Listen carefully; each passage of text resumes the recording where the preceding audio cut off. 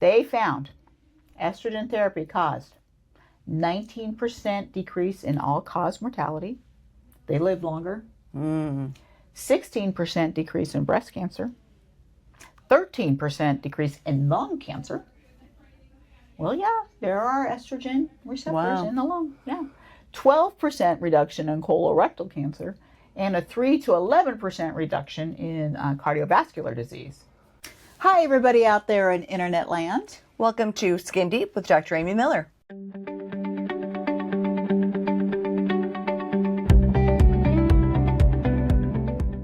And I'm Dr. Amy Miller, medical director and owner at St. Louis Skin Solutions. And with me, I have Megan. I am Dr. Miller's trusty sidekick who helps run the end of this business. The back end of the business is what I run. Mm-hmm. Yes. All right. What are we talking about? First, before we get started, today we have in our glasses the In Vivo New Zealand Sauvignon Blanc. This is one Dr. Miller picked up. Neither one of us have had this one yet, but it has a 93 wine spectre rating on it. Spectator. From Costco. Yeah, Costco. So like Costco, $12, something like that. If you see us. So I'm excited to try. All right, so we're going to try this one today. We've already got it in our glasses. This is a new bottle, so we'll let you know what we think of it. Okay. So today, I wanted to talk about menopause. Well, we fell down this rabbit hole the other bit. Within the last couple months, we've fallen into the menopause hormone rabbit hole. And we're both survivors of menopause. We are surviving and we are thriving. Yes. Well, you're thriving and I'm getting my groove on. Stella got her groove back? Yeah. So I'm getting my groove back with the postmenopausal. And how are we getting our groove back? Well, with hormone replacement therapy, of course. So, menopause. What happens? Women, we lose our hormones. We're toddling along here and then we poof, down a cliff. Men have a little easier. They go through andropause, but it's a slow, steady decline in their testosterone. Mm-hmm. We have perimenopause where everything's all over the place, and then we nosedive. So why 50 years ago were people not talking about treatments for postmenopausal women? What are some of the time factors, lifestyle factors that they didn't? No one talked about this when my mom went through it. Right. Well, what's interesting is that in the 1900s, women had a life expectancy of age 50. So you didn't live past menopause very long. And in the natural world, humans are one of a small number of animals that actually survive past their reproductive years, past their fertile years. Mother Nature basically has it out for us. Once we or any other animal on the planet stops being able to reproduce, Mother Nature gets rid of us. Right? So humans, orca whales, Japanese beetle, I can't remember, but there's a very, very small list that actually lives sometime after they lose their fertility. Mm-hmm. And we have to wonder why that is. Right. Is it because we need to help raise the grandchildren? Quite possibly. Who knows? That's called the grandmother theory. Well, and I also think we have a very different lifestyle than our moms had when our moms were in their mid-50s. They weren't doing the things that we do. Right. They weren't exercising. Yeah. They weren't taking vitamins. They weren't eating well. They were, granted, we're having our wine, but they're smoking and drinking and having a highball before dinner. And there's, smoking sections on airplanes and, just all the lifestyle things. I definitely have to believe that does play a part into longevity. Absolutely. And that's the basis of the longevity movement is, eat healthy and exercise. Mm-hmm. Those are the two things that everyone, even conventional medicine, can agree on. But it's true. I mean, before us, our mothers, you hit menopause and then you just became invisible, it seems like. Yep. You weren't useful in society and you were written off. Can you imagine if that happened to men? Oh gosh, no, it would not happen. If they suddenly at age 50, I can't have sex anymore because it hurts too much. Yeah. There'd be solutions. Can't think. Oh, yeah. There would be a solution 20 years ago, 30 years ago, 50 years ago. So I always put it in that perspective, and it's a little bit shocking how delayed this has been. But menopause is now having its moment. Thank goodness. Amen. Amen. So we started talking, I don't know, probably 3 or 4 months ago about bringing back hormones into St. Louis Skin Solutions. And we had it, we got rid of it, we've toyed back and forth. What would you say the big 2025 catalyst was to reopen this box of worms and really dive in deep and really create a comprehensive plan for our patients? Yeah. So I've been studying hormones since about 2008, 2009 when I got board certification by the American Academy of Anti-Aging Medicine. I had to take a written and oral exam on it. So, but at that time, the WHI study was very still. Hold on, who's WHI? The Women's Health Initiative study. So if you don't know what that is, the Women's Health Initiative study studied some hormones and made some crazy decisions. Yeah, so it came out in 2002, and it scared the bejesus out of everybody. And now, looking back over time, we're realizing that most of it was BS, for lack of a better term. There were some political motivations. There were probably some egos involved. Who knows? But it was very interesting how a certain few of the inner group of researchers decided to hog the research and not let the other researchers put their input in, and took it to JAMA and published it without their input. Called a media, what do they call those? Like a press conference? Press conference before the bulk of the researchers had even read it, and announced that hormone replacement therapy in menopause caused breast cancer. We look back and you look at their data, and that's all BS. It's all been disproven, but it's still so prevalent out there. It is, I still to this day get patients who don't want to start any hormones, even though they're having hot flashes and they feel like crap and they can't think straight and they're depressed and can't get out of bed. But they don't want to start it because they have a family history of breast cancer, they had breast cancer in the past, or they're just flat out scared of getting breast cancer. So what happened this fall with the WHI? So finally, they took the black box warning off of estrogen. So previously, because of the WHI, when you were prescribed your estrogen, you would go to your pharmacy and get it, and it would say danger, causes breast cancer, and causes all these other problems, causes dementia, rah rah rah rah, and half the patients would just drop it there and wouldn't even do it. Finally, the government got around to looking at all these other studies that disproved the WHI and took the black box warning off. And that's what gave me the courage to finally bring it back in. But I did do a little deep dive, and for those of you who are still anxious about those findings from the WHI study, or just from what they've heard, or have doctors who still tell them they can't do hormones, it's not true. They're not up to date on the literature. Absolutely. So if they come to St. Louis Skin Solutions and they want to know all of this, I don't think that every consumer wants to hear all of our research. But we're going to go through it. Our nerdy research. Buckle up, friends. But if they want to know more, in our hormone replacement consultation, it's very comprehensive. So talk a little bit about what someone can expect if they come in for that initial consultation, and then we can get into kind of your studies. But like, if you're feeling a little anxious, or you have a little bit of fear based on things you've heard in the past, or something that went on with a parent or a sibling, and you want to know more, one of the ways that you can learn more is through one of our comprehensive consultations. And I am happy to meet with you and walk you through all these studies individually. But if you really worried about it, this is a great book to read. This is by a Dr. Blooming.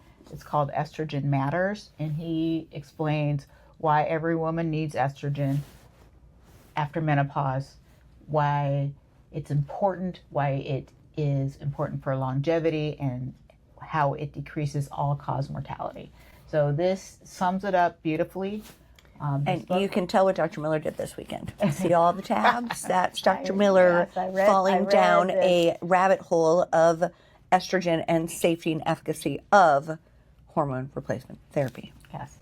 But this is an excellent book if you're interested. If you have had breast cancer or you have a strong family history of breast cancer, I recommend you read it.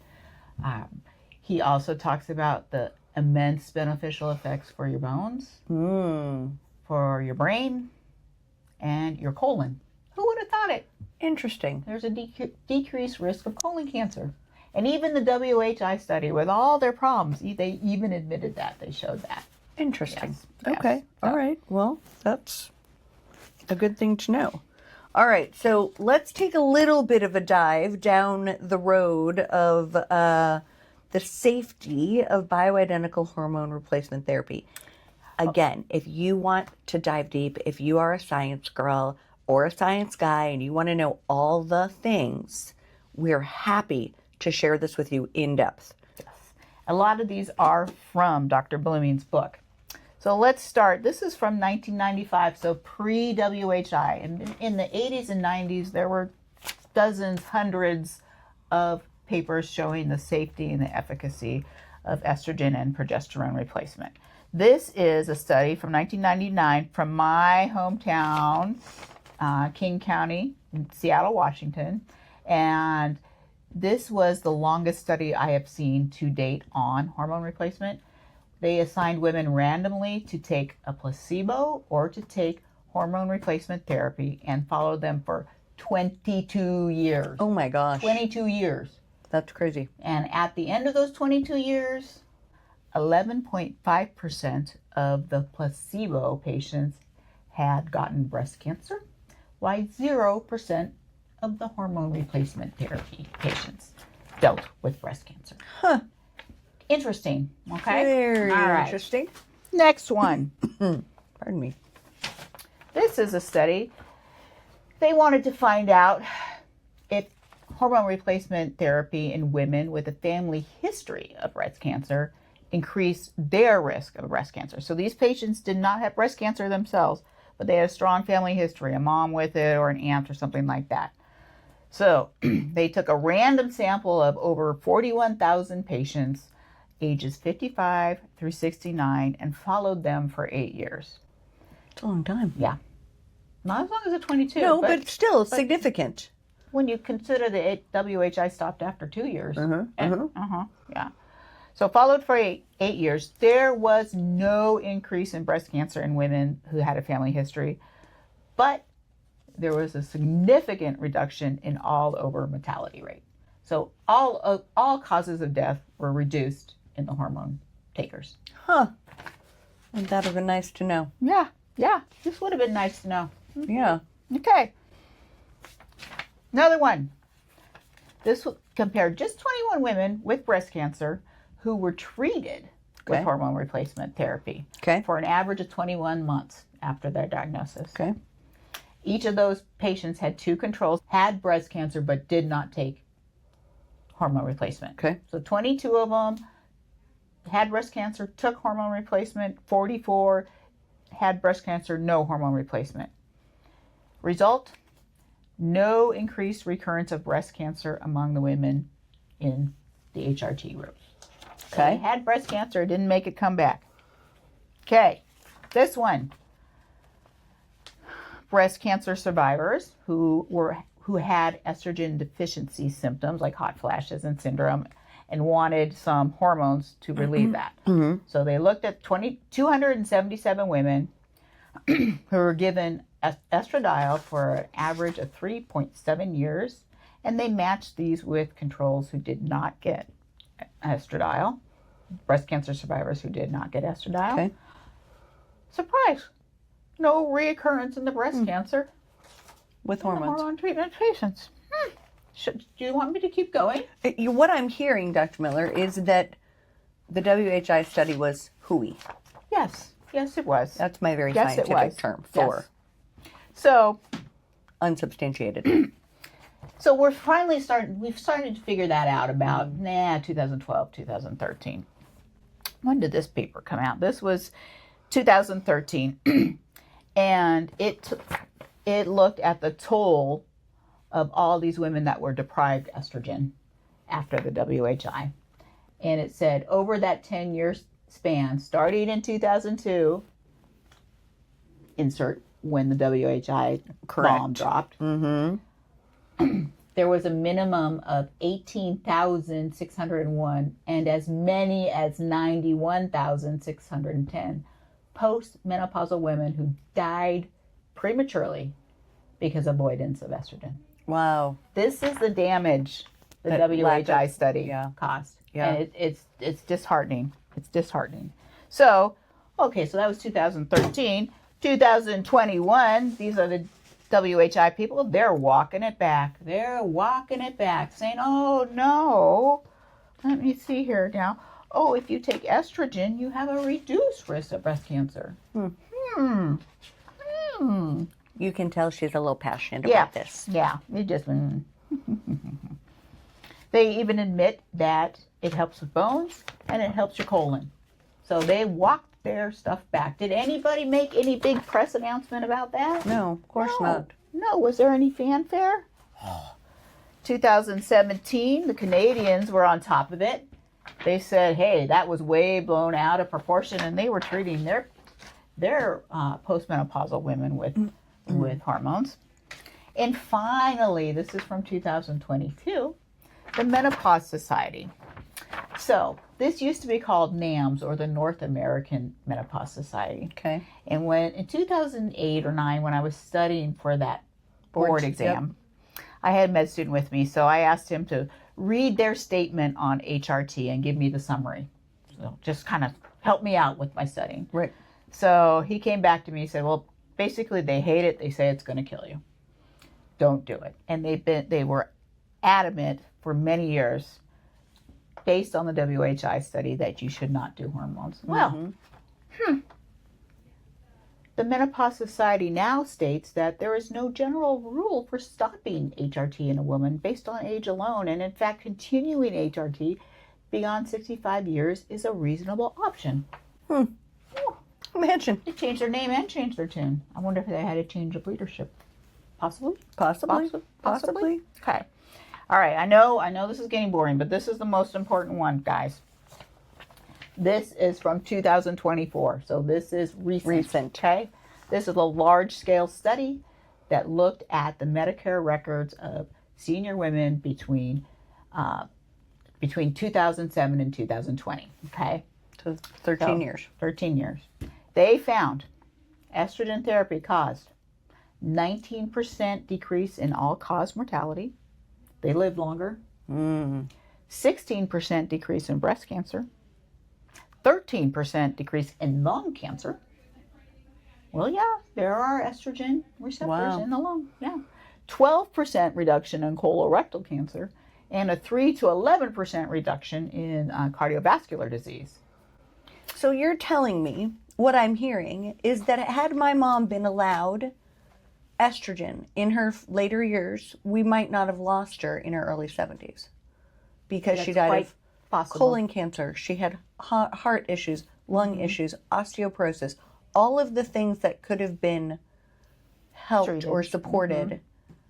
So what the study is finding is the earlier you start on it, the better.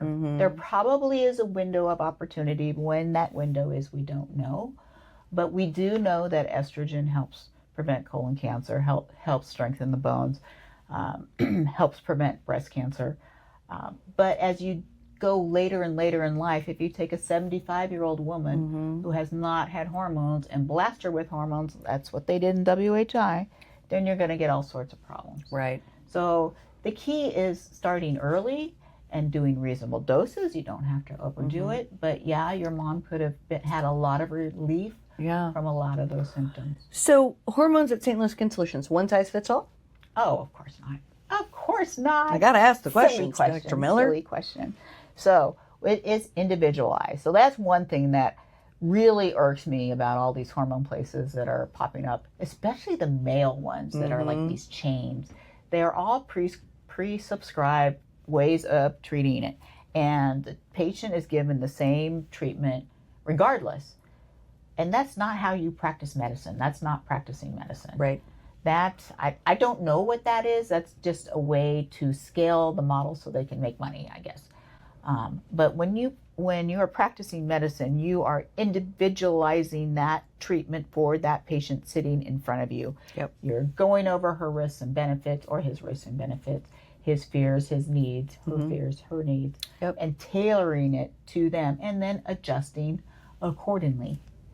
My husband likes to say, it's like men have one knob with the testosterone that you got to turn, but women have two or three: progesterone, estrogen, testosterone, and you got to fine tune it. Over time, things change, and you've got to fine tune it, and it's never a one size fits all. Awesome. Thanks for joining us. Bye.